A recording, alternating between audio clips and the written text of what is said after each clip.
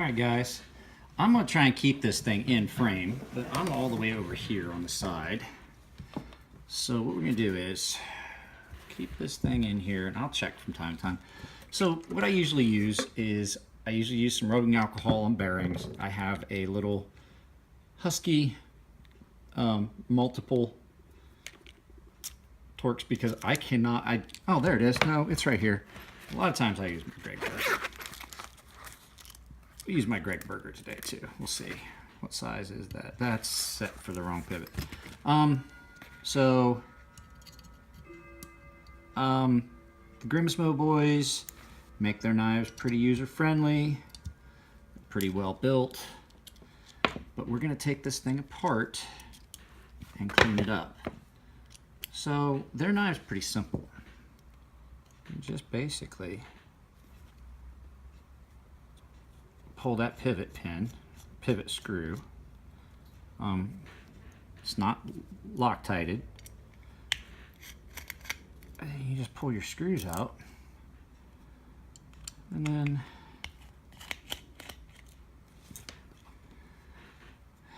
we can just basically take this thing all the way apart. How about that? We'll just get this all the way apart, just clean everything up, make sure I didn't get any gunk down in Modi's the knife that needs to be accounted for. And so there you go.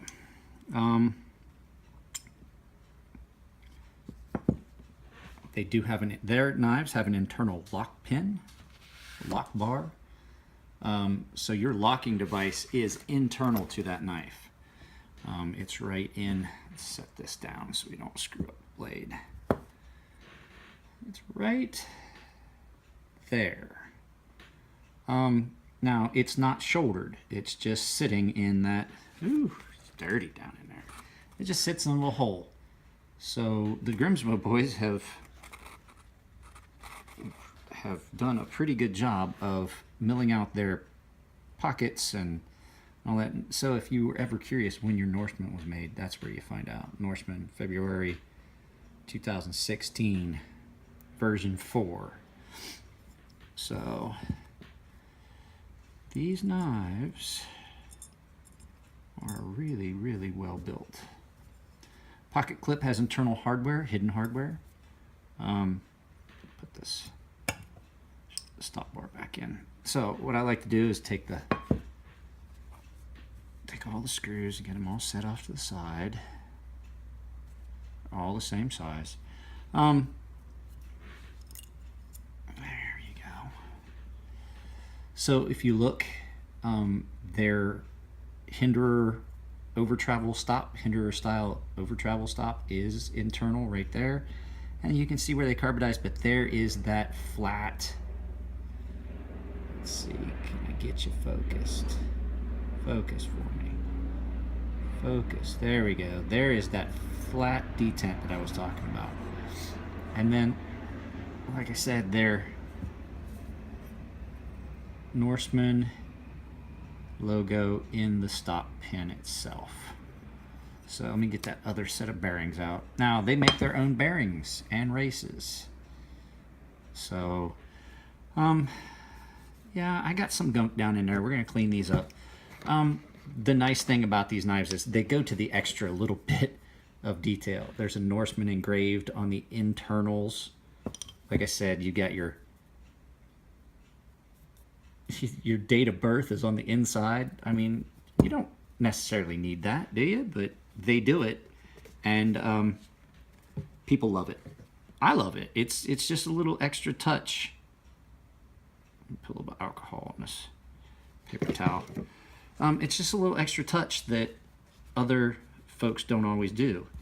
And so it's, I mean, you get what you pay for with a Grimsmo knife. You really do. It's just, you have to pay for it and then wait forever. And that's part of the reason I don't have one. I just don't foresee me being that patient for that long. And that money could have been used for something else. So let me wipe some of this gunk off the blade here. That's one of the things with an internal and I'm probably going to wind up going to get a Q-tip, is you get stuff down in the actual track there. And you heard me talk about it in a video once before about things that can cause your knife to malfunction. One of them is gunk down in your lockup interface. So that's something you want to kind of make sure you get down there and clean up. If you hang on just a second, we'll do that. All right, guys, so about the best way to do it is just to get yourself a Q-tip. And I mean, yeah, there's significant amounts of gunk and grime down in there, and you know that in the big scope of things, is it gonna hurt the knife? Not necessarily hurt the knife, but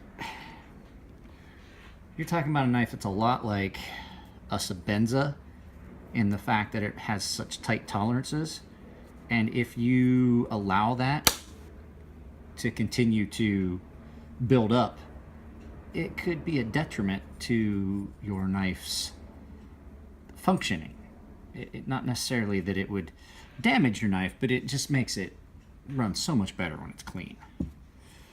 So, and like I said, this is not, I had originally thought that I was going to put this in with the first video, but I have since decided that we're not going to do that. We are going to, this is going to basically be its own video, which is cool. I don't mind that. But one of the things that is nice about their knives is they make their own hardware, and their hardware is always going to be precise. And it's a lot like a Sebenza in the fact that these screws pretty much can go anywhere, except for the pivot screw. So, you know, and you can set these shouldered standoffs on just like Fair Forge does the same thing, these shouldered standoffs, and you can tighten one side down, and then that allows you a stable platform to put the knife together on. So next step, all right, oh, I wanted to talk about this. You said the radius that they use, and of course it's not going to focus. Focus on me, focus on me. If you look, their lock face, where their lock interfaces, is really flat, if radiused at all. It reminds me a lot of how a Sebenza locks up when you look at the lock on that. So let's go ahead and get this thing started putting together. Let's get the lock pin in on this side. And basically what we're going to do is make sure you got your lock pin in,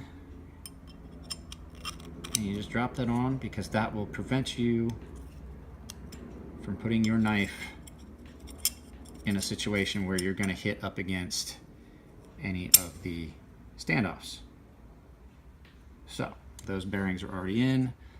I will make sure that I got that on there. I'm going to take my nano oil real quick. Forgot to put a drop of nano oil on there. Put a drop of nano oil on the bearings. I want to get some on the back. There we go. A little capillary action will draw that down in there. Now I'll put the blade on.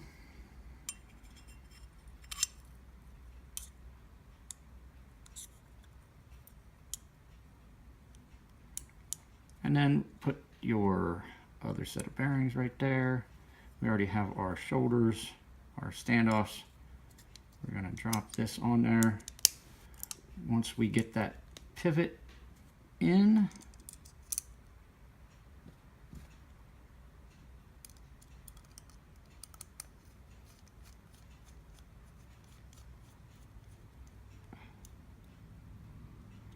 now I'm going to make sure that I've got everything lined up just right, and put these other screws in.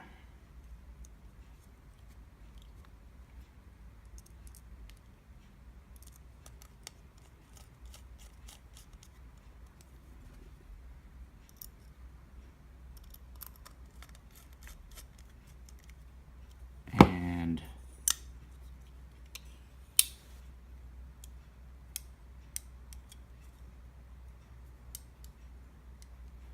Now that we've got it all put together, make sure our pivot's all the way tight. Make sure all the screws are tight. Ooh, so smooth. So that's one of the nice things. It goes back together really easily. Easy to take apart, easy to maintenance, easy to put back together. So, all right, guys, there is a breakdown and disassembly of a Norseman. First time on my channel. Like I said, I love these knives. I don't want you guys to think I don't. I don't want you to think I don't think that the Grimsmo brothers are amazing knife makers. I just, I see some issues with the way that they are making knives and moving forward. So, all right, guys, you take it easy, and I'll talk to you next time.